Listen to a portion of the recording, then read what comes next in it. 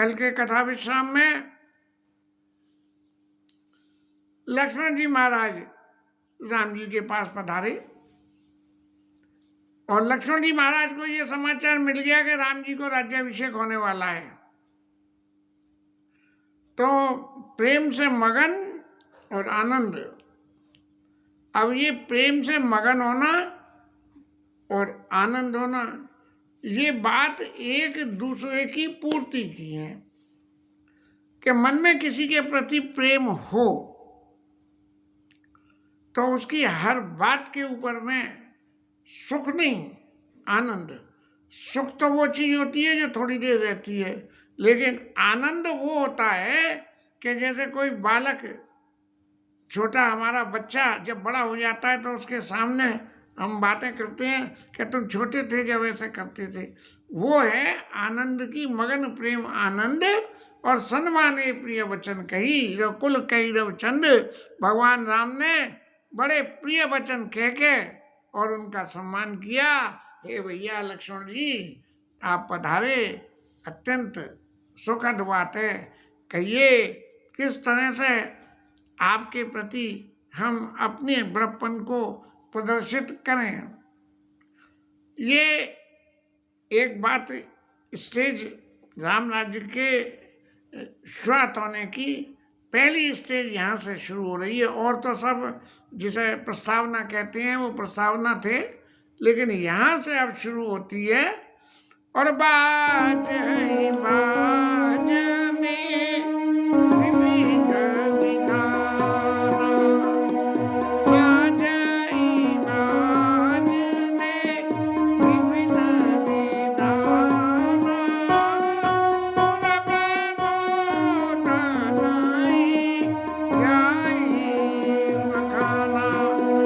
बड़ा प्रमोद हो रहा है, हर लोग आनंद मगन हो रहे हैं। और हो क्या रहा है, ये सब लोग क्या कह रहे हैं, देखो कितना आनंद हो रहा है अयोध्या में। और इतना आनंद होते होते भी बोले एक बात की सबसे बड़ी कमी है कि देखो भरत और शत्रुघ्न नहीं है, बड़े भाई को तिलक हो रहा, बड़े शत्रुघ्न नहीं है। पता नहीं किसी ने उन्हें निमंत्रण दिया कि बुलाया कि नहीं, राजा ने खबर भी करी कि नहीं, कि छोटा समझ के उठा के जो है एक तरफ कर दिया। वो एक सिंधियों में कहनावत है कि बनिया के घर में तो कभी छोटा बेटा बनावे ही नहीं, लूला बना दे, लंगड़ा बना दे, अंधा बना दे, छोटा बेटा न बनावे, क्योंकि छोटे को हर जगह हर स्थिति में दबना पड़ता है।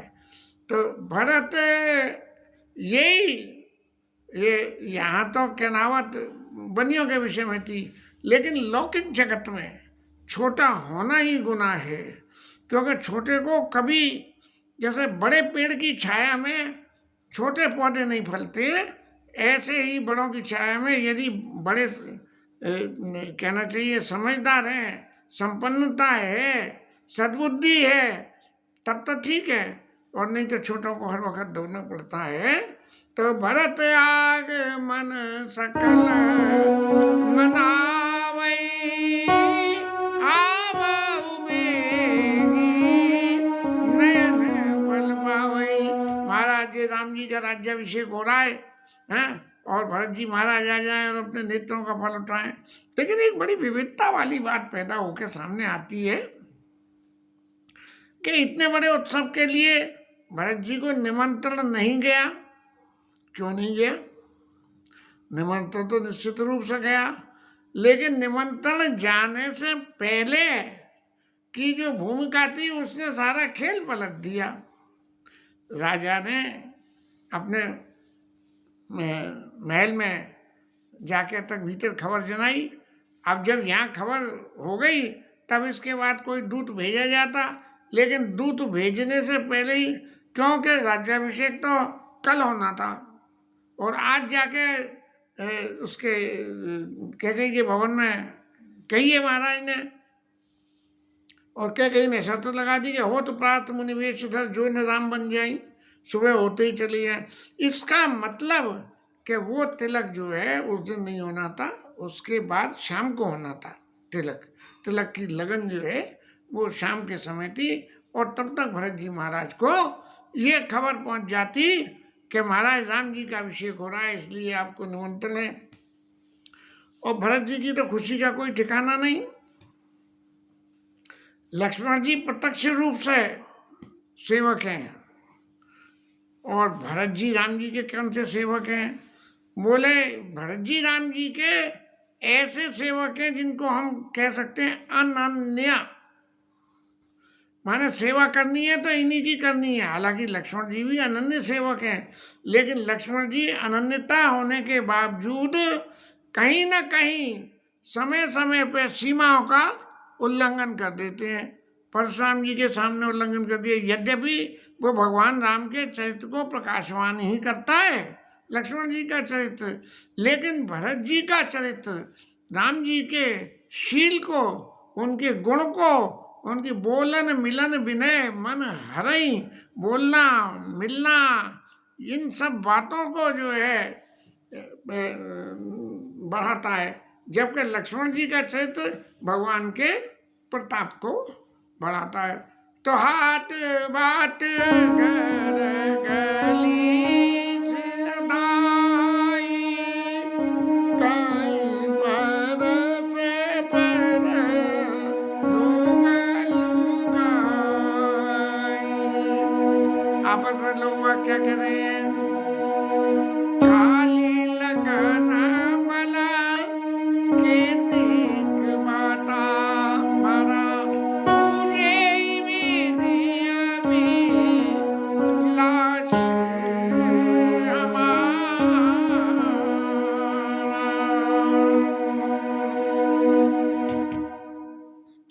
आपस में क्या बात कर रहे हैं?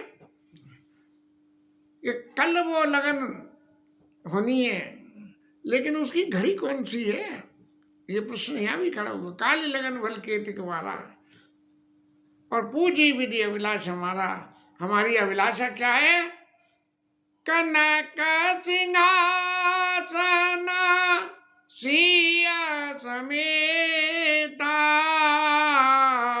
बैठ राम होई चित चेता, के स्वर्ण सिंहासन पे और राम जी और सीता जी के समेत विराजमान हो, और हो ही चित्त चेता, और हम चित्त से उनके शरणागत हो जाए, हो ही चित्त चेता।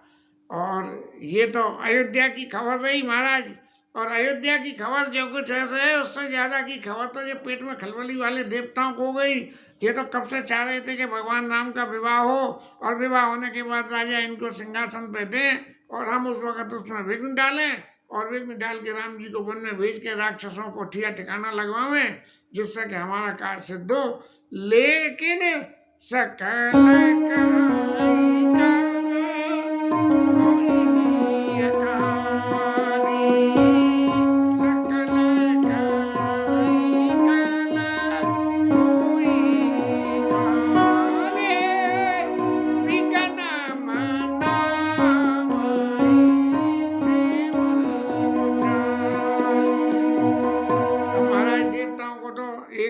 ऊपर बैठे बैठे ऊपर से ही मंत्र फेर दो, सो नीचे काम हो जाए, बस।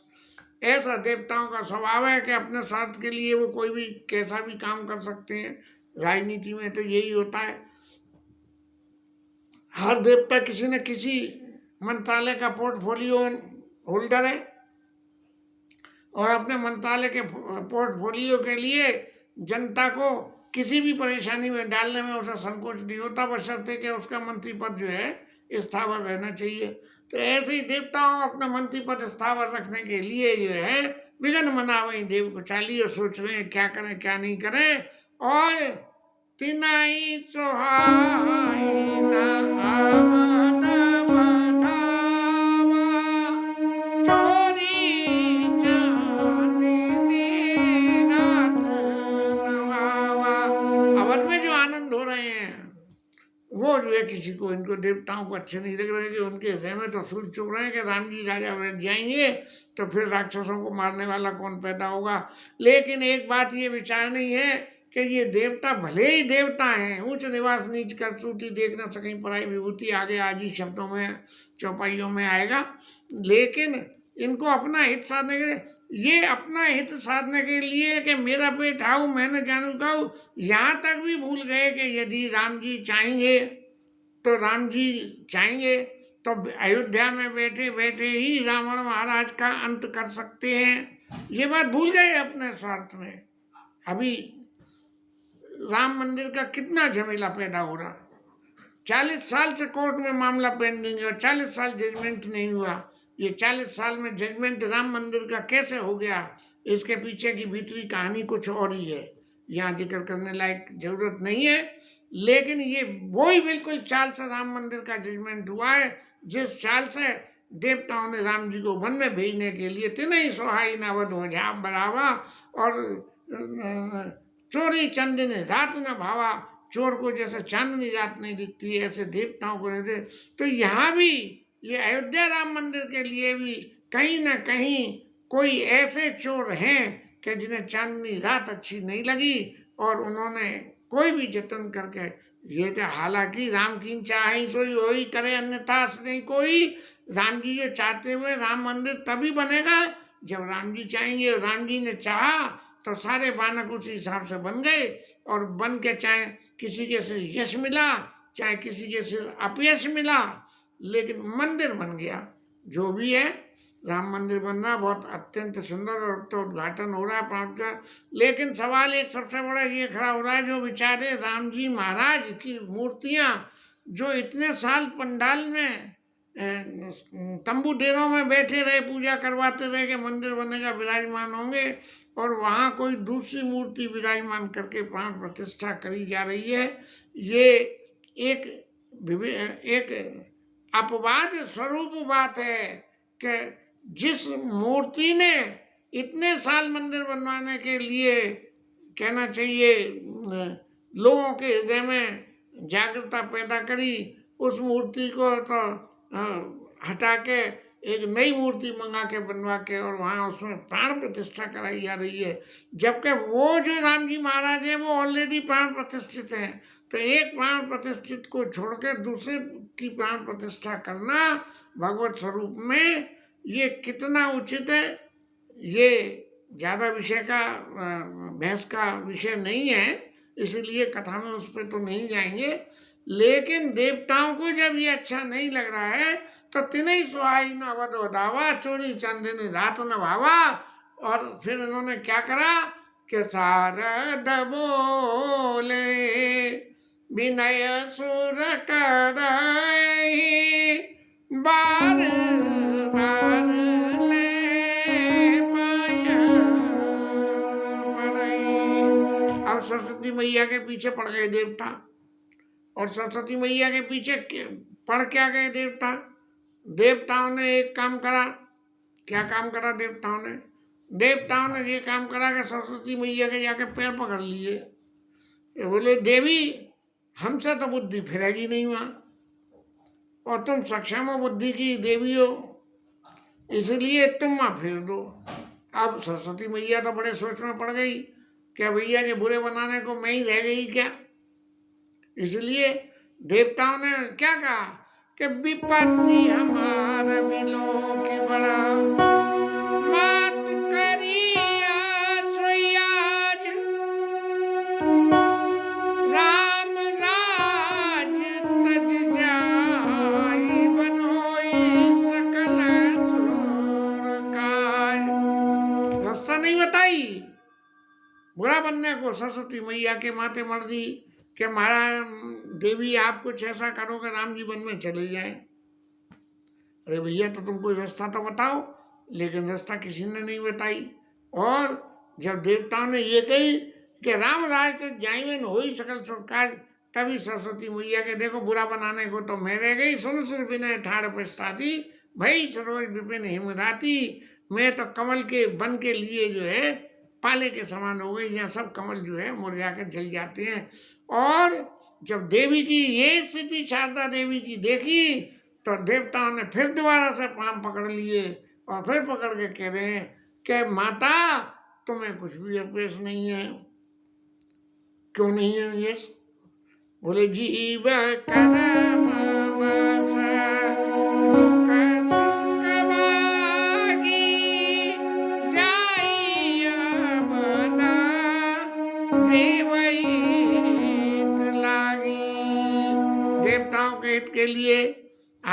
अयोध्या में जाइए और कोई मंत्र वंत्र फैली आइए। क्यों कि इस संसार में जितने जीव हैं वो सब अपने कर्म के वशीभूत दुख और सुख का उपभोग करते हैं।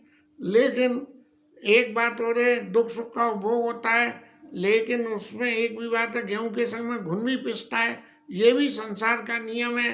तो जो संसार के सुख में जो लिप्त हैं उनको यदि संसार में दुख आएगा तो उनको भी दुख आएगा। इसलिए माता आप बिल्कुल सोची मत करो। और ऐसा कहना देवताओं का सर्वथा व्यक्तिगत रूप से मेरी निगाह में अनुचित है कि किसी के भाग्य में दुख लिखा हुआ है, वो दुख भोगे न भोगे, लगा उस दुख को भोगने लायक उसको बना दे। ये जो परिस्थिति पैदा करेगा ये सबसे बड़ा उसका दोष है। और इसके सपोर्ट में क्या कह रहे हैं देवता, सरस्वती मैया,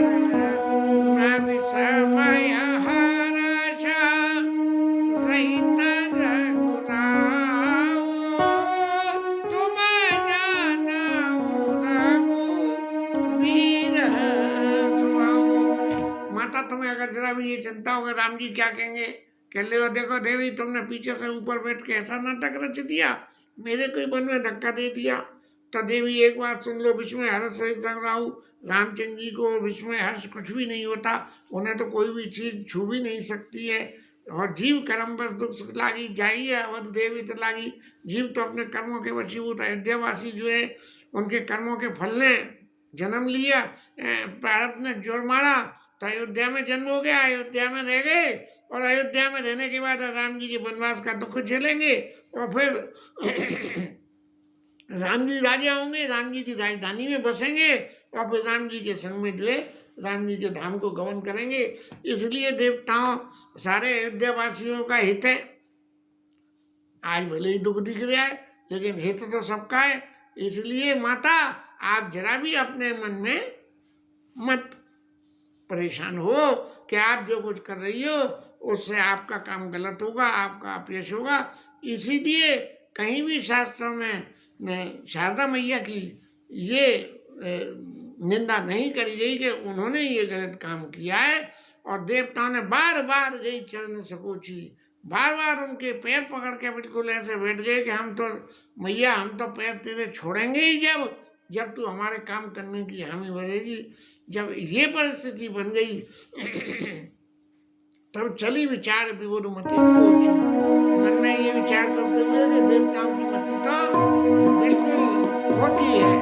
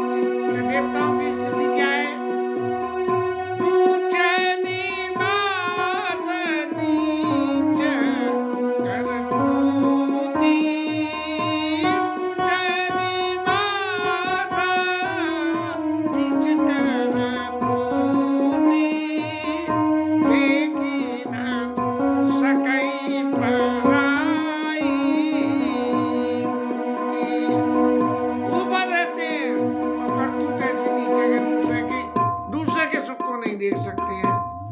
तब ऐसा समझ के हर्ष हृदय दशरथ पुराई।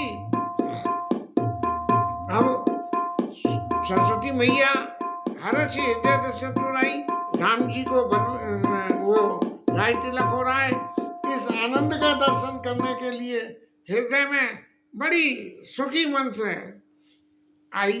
और कैसे आई कि जनुग्रह दशाद से दुखदाई। जैसे ग्रह दशा होती है, आदमी अच्छा भला सब कुछ कर रहा है और ग्रह दशा हुई तो पता लगा कुएं में गिर गया। तो ऐसे हर्ष हृदय में हर्ष के साथ में आई तो वहां, लेकिन बिल्कुल ऐसे आई जैसे ग्रह की दशा किसी को मारती हो। और नाम मंत्रा मंद मति, और चेरी के कई के आयस पिटारी ताई करी गई गिरामती पे। ये मंत्रा की मति को फेर दी। अब मंत्रा कौन थी? मंत्रा जनकपुर से सीता जी के संग विदा होके आई थी। दासी दास दिए बहुत तेरे जे सेवक प्रिय, जे सेवक प्रिय, जे सेवक सब प्रिय सिय के रे, जो सीता जी के प्रिय थे, उनके दासी दासों को राजा जनक ने यहाँ अयोध्या में भेजा गया। इसका मतलब ये है कि सीता मैया और कुबड़ी मैया, इन दोनों का आपस में प्रेम था, इसीलिए इन्हें भेजा गया। और सरस्वती मैया तो परम चतुर है, कहते हैं ना कि तो उसकी तो बुद्धि में सरस्वती बैठी है। तो सरस्वती मैया मन में सोचने लगी कि भाई ये अयोध्या वासियों में यदि किसी की मति फेरूं तो वो तो हमेशा के लिए काम खोटा हो जाएगा, इसलिए अयोध्यावासी की मति तो फेरो मति। तो बोले मति कौन की फेरो? तो मति उसकी फेरो जो अयोध्यावासी नहीं हो, जो बाहर का वासी हो लेकिन आ गया हो यहाँ, क्योंकि कुछ ही समय तो हुआ ही है राम जी के विवाह को। तो वो मंत्रा जब उन्हें नजर आई, क्योंकि काने खोरे कुबरे कुटिल कुचाली जान, ये एक गुण इनमें सब में ज्यादा होता है। सरस्वती मैया तो परम गुणी है, उनने देखा कि ये कुबड़ी है, इसमें एक गुण ज्यादा होगा, मैं कहूँगी एक बात और ये करेगी 10 बातें। तो इस तरह से मंत्रा की मति फेरने के लिए जो शारदा मैया ने निर्णय लिया, वो इसीलिए लिया कि ये अयोध्या से बाहर की है, इसलिए इसकी मति आसानी से फेर दी जा सकती है। दूसरी बात क्या है कि मातृ स्वरूपा में सरस्वती, मातृ स्वरूपा में लक्ष्मी मैया हमारी सीता जी, ये दोनों मातृ स्वरूप है।